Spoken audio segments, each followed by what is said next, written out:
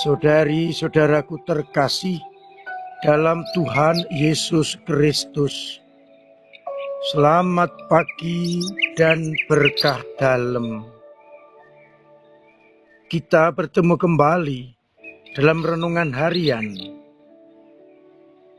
Selasa 25 Februari 2025.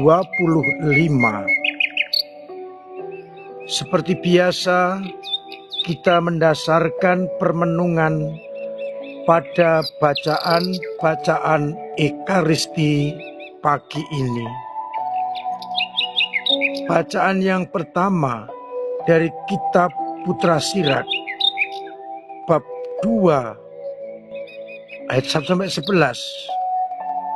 merupakan nasihat agar kita bersiap-siap menghadapi pencobaan.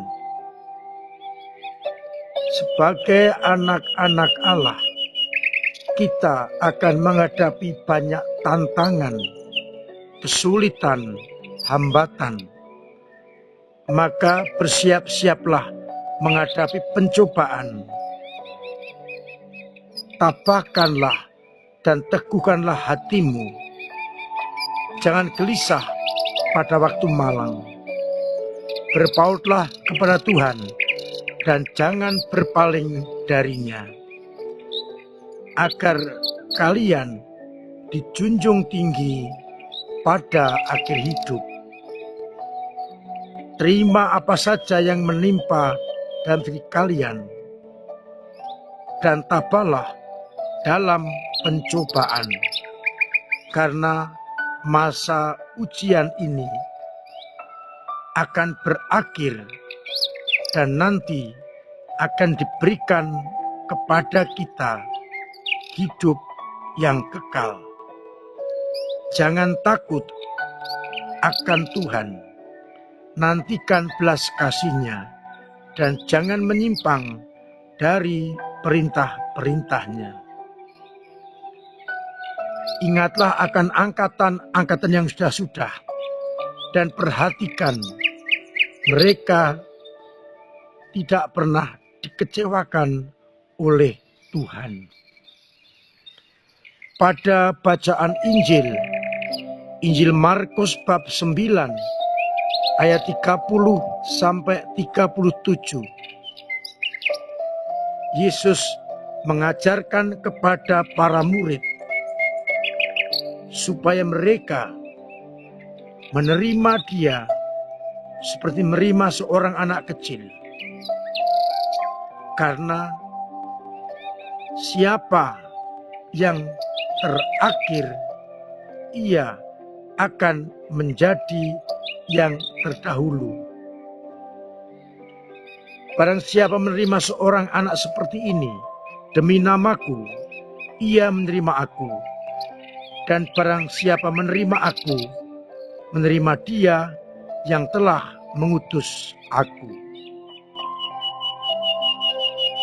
Saudari-saudaraku terkasih dalam Tuhan Yesus Kristus, ukuran yang dipakai dunia berbeda dengan ukuran yang dipakai oleh Yesus. Anak-anak kecil biasanya di tengah dunia tidak diperhitungkan, tetapi Yesus justru memakai anak kecil untuk mengajarkan kepada para murid. Orang harus menerima Yesus, menerima Allah, dan bersikap seperti anak kecil yang polos, jujur, tanpa kebohongan, apa adanya.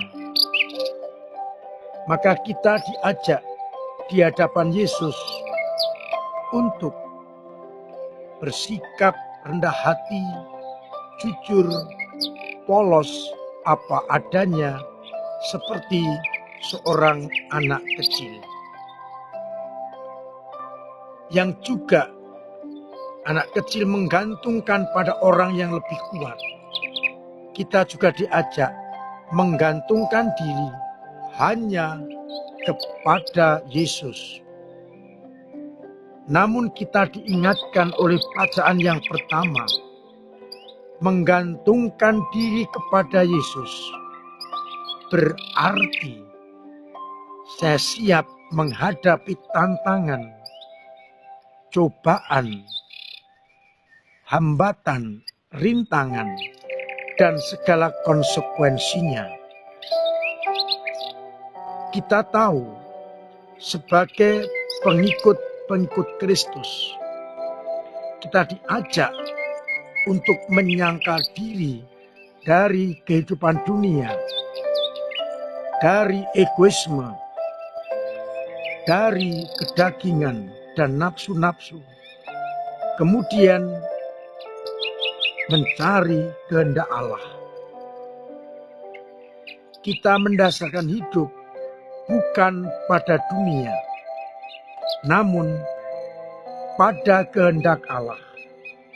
Dan cobaan-cobaan, tantangan, rintangan, dan hambatan harus kita hadapi dengan ketabahan. Karena Allah akan menolong kita, akan membantu kita lewat sesama. Maka kita diingatkan oleh kitab Putra Sirat agar bertahan dalam cobaan, tetap berpegang pada kehendak Allah, dan tidak meninggalkan Allah. Banyak contoh dari angkatan-angkatan yang dahulu, para nabi, tokoh-tokoh besar, santo dan santa, mereka menghadapi pencobaan dengan gigih, maka mereka dimuliakan oleh Tuhan. Kita lihat bagaimana mereka memberikan teladan agar tetap setia di dalam mengikuti Yesus Kristus dan Allah. Oleh karena itu, mari kita bersama-sama mengambil sikap sebagai pelayan, sebagai hamba, agar kepada kita kelak nanti diberikan hidup yang kekal. Hendaknya kita bersikap seperti anak kecil yang polos, jujur, apa adanya, dan rendah hati, sehingga kita akan mendapatkan kasih karunia Allah. Pertanyaan untuk kita renungkan, bagaimana sikapku selama ini sebagai anak-anak Allah, murid-murid Tuhan Yesus? Apakah kita siap menghadapi tantangan, cobaan, hambatan, bahkan kematian? Apakah kita setia ataukah kita meninggalkan iman kita? Kita sadari menjadi pengikut Kristus, hendaknya bersikap seperti anak kecil, menyangkal diri, memangku salib, sambil mengikuti Yesus Kristus. Semoga dengan sabda-sabda Tuhan hari ini, kita dimampukan untuk benar-benar hidup sebagai anak-anak Allah. Tuhan memberkati kita sekalian. Amin. Marilah kita berdoa. Bapa yang penuh kasih, kuatkan kami sebagai anak-anak-Mu yang kadang lemah menghadapi tantangan dan konsekuensinya. Semoga sabda-Mu hari ini menjadi pegangan hidup kami untuk tetap tabah, setia, dan konsekuen menghadapi cobaan-cobaan, konsekuensi, karena kami adalah anak-anak-Mu. Kuatkanlah iman kami yang kadang lemah, kadang jatuh, kadang mandek. Semoga dengan bantuan-Mu, kami tetap beriman dengan tangguh, kuat dan mendalam, meskipun menghadapi banyak tantangan. Semoga umat-Mu yang sakit Engkau sembuhkan, yang berpulang menghadap hadirat-Mu, Engkau terima dalam pangkuan-Mu.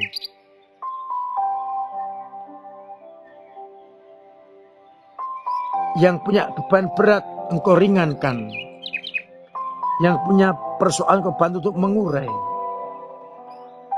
yang kesulitan ekonomi Engkau bantu lewat sesamanya, dan usahanya Engkau beri keberhasilan, agar mereka meskipun menghadapi banyak tantangan tetap yakin dan percaya Engkau menyertainya. Untuk itu, sertai kami dengan berkat-Mu sendiri, Bapa dan Putra dan Roh Kudus. Amin. Saudara-saudaraku terkasih, tetap saya ingatkan dan saya dorong untuk terus menciptakan pola hidup yang sehat, dengan tetap menjaga, memperhatikan protokol kesehatan, agar kita tetap sehat dan dijauhkan dari segala mara bahaya. Terima kasih atas peran serta panjenengan semua untuk gereja, sehingga gereja benar-benar terus mampu ambil bagian dalam meluaskan kerajaan Allah. Lewat doa-doa panjenengan, pemberian diri, pemberian tenaga, pemberian waktu, dan juga karya-karya serta dana sangat membantu untuk pelayanan kepada orang-orang kecil, orang-orang tersingkir. Saya masih mengajak untuk terus ambil bagian di dalam karya-karya gereja lewat lingkungan, lewat wilayah, lewat paroki. Kita dukung program-program paroki kita agar semakin menjadikan kita semua semakin Katolik, semakin apostolik. Mari kita gerakkan, kita hidupkan lingkungan kita masing-masing dengan berbagai program yang diadakan oleh paroki. Semoga dengan peran serta panjenengan, gereja kita semakin hidup. Akhirnya saya mengucapkan selamat pagi, selamat merenungkan, salam sehat, Tuhan memberkati.